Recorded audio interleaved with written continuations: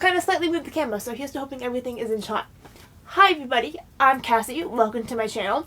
Today I'm doing the Taylor Swift booktube tag, and so we're going to start off.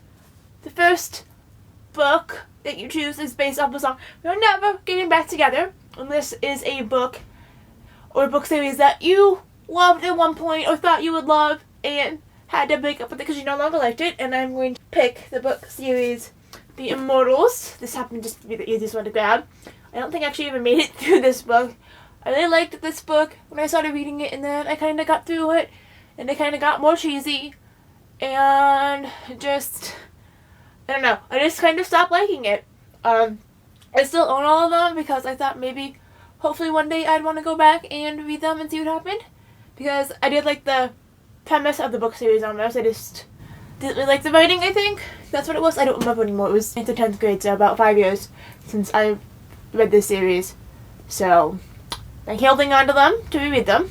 Red, and that one you just pick a cover with red, and so I just picked Eldest because it's all red, so it fits. I have not read this series yet. I did. I've seen the Eagle and I love it, and it has been on my to-read list for years and years and years. So yeah, this is my goal for the summer, is to read this series. The Best Day, and if you know that song, you know it has to do with being a child, so it's a book about nostalgia, and I picked Vampire High by Douglas Reed. Now this may look like a library edition. It is not. It's been released in the library and I got it online from the library. This was the second book I read on my own in 6th grade. It's the first book I read about vampires that got me into my love of vampires, and this is like my favorite vampire book of all time. I'll talk about it in another video, but I love this book so much. A book story with a forbidden love, and of course we're going to go with my vampire theme. It has Reverend Not Twilight. It is Vladimir Todd Chronicles. I've read this whole series 3 times, I think, of Vladimir, who falls in love with a human girl at his school, and so that's forbidden, but also his parents were forbidden love because his dad was a vampire and his mom was a human. So Vladimir Todd himself is a half human. There's just lots of vampire human love in this story because I believe his uncle and his guardian also fell in love, and I love this series so much. I'm really happy for Heather Brewer, now Zach Brewer, read this series. I Knew You Were Trouble, and that is about your favorite bad character that you just can't help but love, and so with that I have to go with Draco from the Harry Potter series, and I picked this one specifically because Harry Potter and the Chamber of Secrets was the first movie that I saw, and it's where I fell in love with Draco. And it does have quite a bit of Draco in this book, surprisingly. Not all of them do, but this one I think has a bit more. And I love Draco so much. He's my favorite character of all time. So there's him. And then the next one is Innocent, which is a book that you had spoiled for you. And the only way I've had books spoiled for me is either they're like years and years old by the time I read them, and I read them because I already know what happens, I just want to read it for myself, or because I've seen the movie. I'm very good at avoiding spoilers if I want to. I kind of live under a rock and if I don't want to see spoilers about something. So I don't really have one for that. And then everything has changed where you pick a character that goes through an extensive character development, and again I'm going to go with Ron Weasley from the Harry Potter series because he grows up so much in the Harry Potter series. Of course they all do because it's from 6th or 7th grade till senior year of high school. Well, Ron's one of my favorite characters, but I also just think he does the most growing in this. He goes from being, you know, the last son of a huge family to being this amazing character. I think, obviously, since the book's so long, everyone goes through extensive character growth, but I think Ron was the most important character growth for me specifically, so I'm going with him.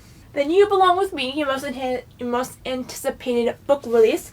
With that, I have to go with King Dork Approximately, the sequel to King Dork by Frank Portman. I waited 3 years for this book to come out.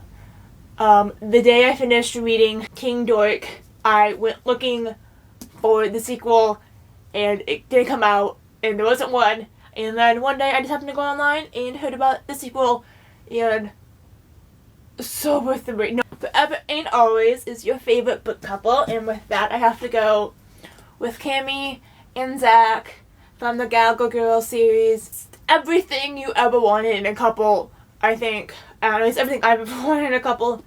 They are amazing, and I just can't say anymore. Go read United. Go read the Gallagher Girls series by Ellie Carter. I've been reading this series since right after the second book came out, following her for years and years, and I really wish I could get her new book. Next one is Come Back Be Here, which is a book that you would not give out because you're afraid to lose it. And with that, I have to go with Waiting for You by Susan Castellanti, because I don't know how to say her last name. This lady, I own so many of her books. One of my all-time favorite books. I spent 3 years trying to get this book. I'm not sure. It might still be in print just because Susan Castellanti is getting really popular nowadays. I spent so much trying to get this book and I'm not losing it. So I'm not giving it away. If someone wants to read it, they're going to have to read it in my house with me with them. But I love Susan Castellanti. I love just anything by her, though I haven't read her newest books, again, just because I've been reading other things. I want to explore my book boundaries a little bit more. Bonus round, Teardrops on My Guitar was a book that made you cry. And with that I had to go with Tuesdays with Murray. I have read this book 2 times, the first time in 9th grade, and then again just this past summer, which I talked about in my June wrap-up, I believe. This book always makes me cry so much. I just cry through the whole entire book. Not even just at the end, if you know what this book is about. I'm not going to spoil it for you. I just cried the whole time I'm reading it. I love it that much. And then the last book is Shake It Off, a book that you love, even though a lot of people hate it. And with that, I have to go with P.S. I Still Love You and All of the Boys I Loved Before by Jenny Han. A lot of people claim that the characters aren't that well written and the story's pretty so-so, but I love it. I think it's amazing to have a mainstream book with a non-white character and a non-traditional family without a mother. Yeah, there we go. There is my Taylor Swift, not my Taylor Swift tag, but there is my answer in the Taylor Swift tag. I tag Bookish Noir, Clara, the Prodigy Reader. I tag those 3 people.